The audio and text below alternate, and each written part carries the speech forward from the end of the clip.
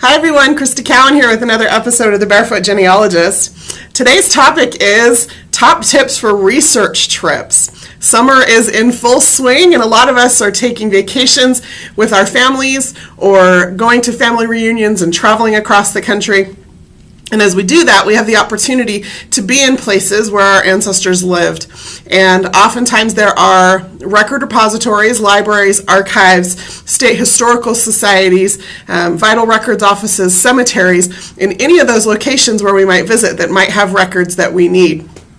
Now, even though I work for Ancestry.com, I will readily admit that not all the world's records are online. There is a lot we can do online, and millions of records are being placed online daily, it seems like, and yet there are still a lot of records that are not available online. However, what you're going to discover as we spend a few minutes together today is that you can access information online about offline records, and that's what I'm going to show you how to do, and then give you some tips for how to interact with some of those record repositories, how to get ready for that trip so that that trip is the most useful for you. So I've got 10 tips for you today. I've broken them into two sets of 5, one about the actual records that you're going to be dealing with and one about the facility that you're going to be dealing with. So let's dive in. First, we're going to talk about the records. So when you're thinking about taking a research trip, the first thing you need to think about is where you're likely to find those records. Now, what I mean by that is not just what record repositories exist, but also where the records are likely to exist that you're interested in. Let me just give you a brief example.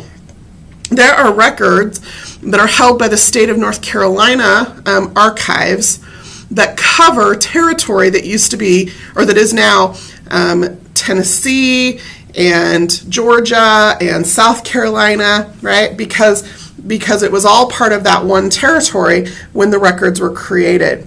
So just because your family may have lived in Tennessee doesn't mean Tennessee is the only place where you're going to find those records.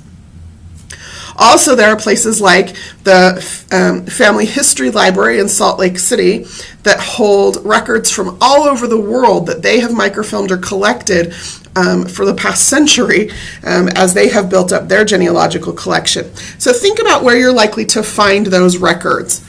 Then the next question you're going to want to ask is, once you've got a list of the possible archives and repositories, do they hold the records that you're looking for? And here's where things get a little bit trickier.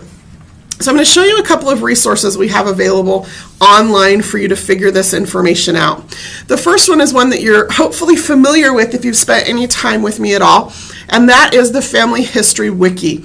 You're going to find that in the Learning Center. You're just going to scroll down to Family History Wiki and click on that, and that's going to take you to a free service where we have taken the source, a guidebook to American genealogy, and the Red Book, which is information about all state, county, and town resources in the United States that we could collect and compile. And we have put both of those valuable resources online in a wiki format for free. And so I could come in here and I could, for example, type in North Carolina in the search box. It'll take me to here a link about North Carolina family history research, and I could spend some time learning about the different kinds of records and how and why those records were kept. Over here, though, in this sidebar, I'm going to see links for different kinds of records in North Carolina. So if I was interested, for example, in vital records out of North Carolina, I could see here that there's a vital records office where I could write, where I could go get those records. It also tells me that there is a register of deeds where births may have been filed, and that birth certificates have actually been filmed by the FHL, and that stands for Family History Library. Again, that's that physical repository in Salt Lake City. Now, an interesting thing about the Family History Library is they have family history centers, satellite family history centers, all over the United States, usually affiliated with an LDS church. They're usually inside an LDS church building. And you can actually go there. You don't have to be a member of the church to use the facility. And you can order copies of these microfilms. There is a small charge. You can order copies of these microfilms to be sent to your local center. So in this case, I could mail off for these. I could order these. I don't actually have to visit anywhere. Now here is this next paragraph is where you're going to see where you might need to take a research trip. It says the North Carolina State Archives also has death certificates on microfilm in their search room. Now some of those films are at the FHL, but some of them it looks like might only be available at the North Carolina State Archives. And so even though they've been microfilmed, you would have to actually go in person to visit that archive to view some of those records. So that's how you're going to find this information, is just to visit this wiki, think about the kind of record that you're looking for, and then see who has those records. North Carolina State Archives has some of these records. Each county that has surviving wills and estate papers have been transferred to the North Carolina State Archives. So all of that is going to be found in the wiki about where you could possibly find those records. Now, you have a couple of options then. You can just Google North Carolina State Archives, or one of the other resources on Ancestry.com that I love is on what we call our place pages. You're going to find the place pages by hovering over search and clicking on this top option, Search All Records. It'll take you to a search page. Scroll down past those search boxes and you're going to see a map. And now if you click on this map, it will take you to place pages. Let's see if we can get this North Carolina place page to load, okay? And it'll show you a list of databases and all sorts of things associated with that particular location. There's a tab here called Resources. And when you click on that, it takes you to a page that has links to places in that location that hold offline records. So, for example, here we have a link to the North Carolina State Archives. Let me just open that up in another tab while I keep talking. You'll also notice here that this particular archive has digitized records themselves and put those records online on their own website. So there could be records that you don't even have to, again, you don't have to travel to go access. There's also a state library, which also has a digital repository or online records. So you might want to check out that state library. They have, it looks like, a history project and a history center, a genealogical society. Records for North Carolina are going to be held probably at the Southeast Region Office of NARA, the National Archives. Public libraries, it lists here, that have what they call Carolina rooms or North Carolina rooms. Oftentimes they'll have collections of state records that a local library has acquired, trying to build up their own collection. And so you'll see just any kind of links to state, or in this case regional, record repositories where you're going to find those records. Now, when you get to that state or to that website, they're all going to be different. And here's where things get a little bit crazy. So if you remember, that number 2 tip was, do they hold the records that I'm looking for? So we figured out where you might find records. And then the question is, do they even have what you're looking for? Now, there are a lot of ways you can go about this, okay? One of the things you can do is just look for their menu. In this case, it's over here on this side. They have here what are called online finding aids. So you could search those to see what records they have. It looks like they have a catalog. So you can see the kinds of, so you can actually see catalog level descriptions of if you search for certain records. Again, what you're searching for is not your great-great-grandfather. What you're searching for is, do they hold wills from the 1790s? That's the kind of thing you're going to search for in the catalog. They also have a broad listing here for record types. Now let me just compare this. Let's close out of North Carolina. Let's click on a different state. Let's click on Tennessee here. And let me just show you some of the differences, or why you need to do a little bit of research ahead of time, because each of these websites are going to look a little bit different, right? So here's the North Carolina website. Here is the Tennessee website, okay? So the North Carolina website is actually for the state archives specifically. You see over here there's contact information and address information. It looks like they're on Twitter and Facebook, which is awesome because then you could actually communicate with a member of the staff before you ever go to get some questions answered. They also, it looks like they have Friends of the Archives and a historical board and all sorts of information here on their website. The Tennessee Archives is part of, it looks like, the Office of the Secretary of State. So even though it took you to specifically to this Tennessee State Library and Archive website, you may find it could be really easy to get lost. I hope that makes sense, right? Because they have all these other links to other things underneath the Secretary of State. So you just have to read and pay attention. Looks like they have an about page here. You might want to read that. It looks like they have a how do I find, where you can call or email them. You can select the kind of records that you're interested in. So let's say I'm interested in land grants for Tennessee. I could click on that and it would tell me how to find land grants or what's available their website. You also see over here they have a link for research and collections. They do have, it looks like, some records online. They have a catalog. So again, look, those are the kinds of things that you're looking for so that you can search to see, do they have the records that you are interested in? Then the next question you need to have answered is, are those records available to the public? Now, I have taken research trips where I forgot to get this question answered ahead of time. They had the records. I knew they had the records. And when I got there, it turns out that the records were in conservation when I went. And so the records were not available. They'd been pulled from the public for about 6 months, so some conservation work could be done on them. Other times I have gone and those records aren't available in original form. They'll tell me they have them microfilmed and I can view the microfilm, but I can't view the originals, which is fine in most cases, but sometimes you really want to get to that original record. Sometimes something's obscured on the microfilm or a page has been skipped in filming or whatever, and so just ask those kinds of questions. The next question you need to ask, and this is really important, is do you need to request records ahead of time? There are some archives where the records are not immediately available at their local facility, where they actually keep them in a separate facility, or they keep them in a basement in a large filing system, or whatever, and they have to pull the record. And sometimes that pull can take 30 or 40 minutes, or sometimes it can take a day or two. And so you need to know if you need to request records ahead of time.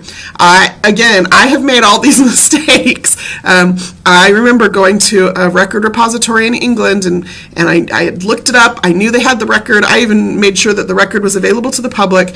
I got there, and they said, well, it's a 2-hour pull. And I was there, unfortunately, at the end of the day. And so they stopped taking pull requests at 3 o'clock. This was at about 4 o'clock. They closed at 5. I was not able to get the records that I wanted to see. So, and I could not, and I was leaving that night, so I wasn't going to be back the next day. So make sure that you, if you need to request the records, you know what their pull time is on those records so that you can plan accordingly. And then this may seem like a really simple question, but again, you need to ask it or search on their website for an FAQ that answers this question. Can you copy records? Some facilities do not have copy facilities. They don't have copy machines or scanners, and some facilities don't allow you to take in digital cameras or scanners of your own. Some facilities are very even picky about what and we'll talk about this in a minute, but what kinds of writing utensils they'll let you bring in. And so when you ask if you can copy records, you need to know if they have a copy machine, how much do copies cost? If that copy machine only takes change, you need to come prepared with, a Ziploc bag full of quarters or whatever it's going to take, because if it doesn't take dollar bills, or if you have to purchase a copy card ahead of time. If they don't have a Xerox machine, do they have scanners? Do you need to bring your own flash drive? Will they allow you to take digital pictures? Those are the kinds of questions that you need to be looking for answers to on their website. most research facilities will have a place on their website for FAQs, for questions about for information about services and resources that are available to researchers. So for example, if I come here to the North Carolina State Archives website, I clicked on this services link, it takes me to this page with information about their search room, okay? And so it talks about how to conduct research in the search room. There is also here an introduction to doing genealogical research in the state archives. Both of those links are going to have information about how you can do research there. It has a list here of the types of records that are available. Again, that's the kind of information that you're looking for. Links about their facilities, their services, what's allowed and what's not allowed. All of that will provide you with the information you need to be successful ahead of time. And all of this is stuff you do long before you go. That last one, however, just make sure that you find out if you can copy the records and in what format. So there's nothing more heartbreaking than finding exactly the record you want and then not having any way to copy that record. Okay, that takes me to part 2. So our next set of 5 tips, which have to do with the facility itself. And again, these may seem very, very simple to some of you, but I have made every one of these mistakes. And I'm a fairly intelligent person, so I imagine some of you have, if not made these mistakes, very possibly could without these little reminders. So find out what their days and hours of operation are. Again, there are some facilities that are closed, every other Tuesday, or that close early on Fridays, or that are not open on certain holidays. You need to find that out, because there's nothing worse than showing up and having the facility closed after you've traveled 2 or 3 hours out of your way on your family vacation, only to find out that the facility that you want to research at is closed that day or that particular afternoon. The next thing you need to know, and again, this may seem really basic, but things about the facility itself as it relates to you going there. Is there parking available? Now, in some facilities, they have parking available. They have parking lots. Some facilities in downtown locations, they don't have parking. It's street parking. You have to have quarters, and you have to run out every hour or two to change the meter or move your car. Some facilities, you might have to take it might be easier to take public transportation. And again, most of these places are going to have that information on their website. And if they don't, they should have contact information where you can reach them. Are there lockers? Is there a place to store your stuff? And I'll talk about why that's important in just a minute. And then, is there food or drink available? Some facilities have vending machines on the premises, and you can go out in the hall and eat. You just can't bring that stuff into the search room. Some facilities have no food or drink available on the premises. Is there somewhere within walking distance, or somewhere, if you're going to spend a whole day there on a research trip, if you bring your own lunch and then they won't let you even have it in the building, you need to know that. If you don't bring food or drink and you need to go somewhere in the middle of the day, you need to know that as well. Don't starve yourself. I have seen a lot of very weary researchers in the late afternoon having just plowed right straight through lunch, and their minds get a little bit fuzzy and then they make research mistakes. So take care of yourself and make sure that the facility has the resources to take care of yourself, to take care of you, or that you know where those resources are available. Also, you need to know what you need to bring. Now, here's what I mean by that. Some facilities require ID. They require you to have a driver's license or a passport or some kind of ID in order to even get into the search room. So you need to know if you're going to need that. Some facilities want you, again, to come ahead of time with the list of the things you've requested to have pulled. Some facilities, this kind of ties in with the next one, what can and can't you bring with you? That's a question you need to have answered. Some facilities don't allow cameras or scanners. Some facilities don't allow pens. You can only use pencil. Some facilities won't allow you to bring a laptop in. They only will allow you to bring in a pencil and a pad of paper, and what you can hand copy down is all you can take out with you. And so those are the kinds of things you need to know. Again, that kind of information is generally going to be found on a website under an FAQ, under services, or tips about how to do research in the facility. That's really important to look for that information. And then, as I mentioned, if you can't find the information you're looking for, most websites or most archives and libraries will have contact information. Now, here's my piece of advice to you that I didn't put on a slide. Search the website for answers to your questions, okay? Rather than just saying, oh, I don't want to be bothered to read, I will just send off an email. And here's why. Here at Ancestry.com, I get dozens and dozens and dozens of emails every day in our Ask inbox. And I tell you very clearly up front that I don't answer those personally, and we have an autoresponder on that. But I do read them all. And I'm amazed at how often I get the exact same questions over and over and over again. Questions that we have answered clearly on our website, in our FAQs, in these videos. Questions that if somebody had just taken a minute to read or to look, they would have found the answer to.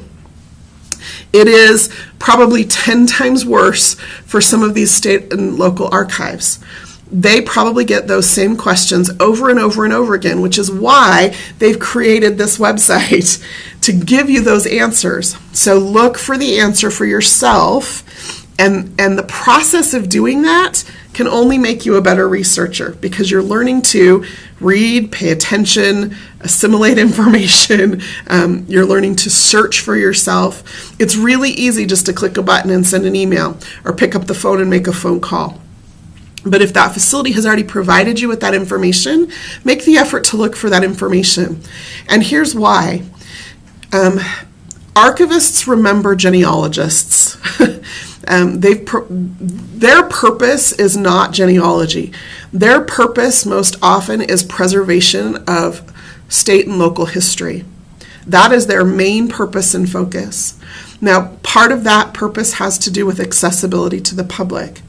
But they're not generally genealogists, and not all of them have kind, warm, fuzzy feelings about genealogists because of some unfortunate past experiences.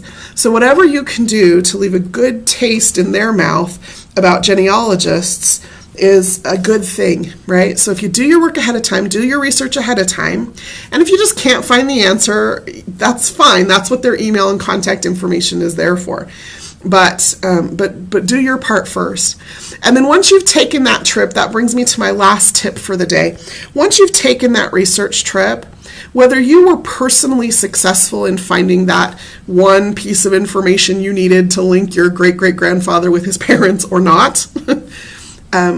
send a follow-up, send a note or an email to the librarian or to the archivist who helped you, just thanking them for their time. Yes, they're paid, most of them, some of them. Yes, that's their job, but that one just brief bit of follow-up to show that appreciation paves the way for the next person, or paves the way for your next trip. I have found, and I'll just tell one story in conclusion, I have found that when I have done this, I'm remembered by that archivist because I've just sent them a note, and I usually find that if I send a handwritten note and mail it, it has a much larger impact than just shooting off an email. When I do that, thank you so much for your help last Thursday when I was in there. If you remember, I was looking through the wills from the 1790s that you hold in your facility. I was unable to find information about my great-great-grandfather, and then I list his name and when I think he died, and then just thank them for their time. I have actually had one occasion where that archivist kept my contact information, and about a year and a half later, she came across information about that ancestor of mine that helped me solve my problem. And she forwarded me a notice that just said, here's what I have what I think is going to help you. The next time you're here, I'll make sure that you get access to this information. So it doesn't just leave a good taste in their mouth for all genealogists, but you never know when it might help you as well. So unfortunately we are out of time today, but those are just some high-level tips for how to prepare for a successful research trip. There are tons of other tips online. As a matter of fact, probably one of the best tips I can give you is just to Google research trips genealogy and see what comes up. You'll see that there are a lot of links that come up about how to prepare for research trips or plan research trips. Also, be sure to visit these state and local archive websites and see what information they've prepared for you specifically to have a successful trip to their facility. That's all I have for today. If you have a topic you'd like to have discussed, please email me at ask@ancestry.com. I do read all those emails.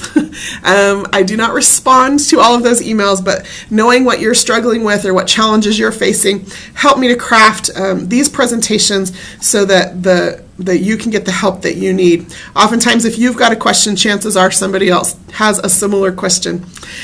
You can check the Ancestry.com Facebook page. Click on that events tab to see topics, dates, and times for future live stream presentations. We've got all the presentations for the month of July already posted and available for you to see what the topics are and the dates so that you can join us next time. Until next time, this is Crista Cowan. Have fun climbing your family tree.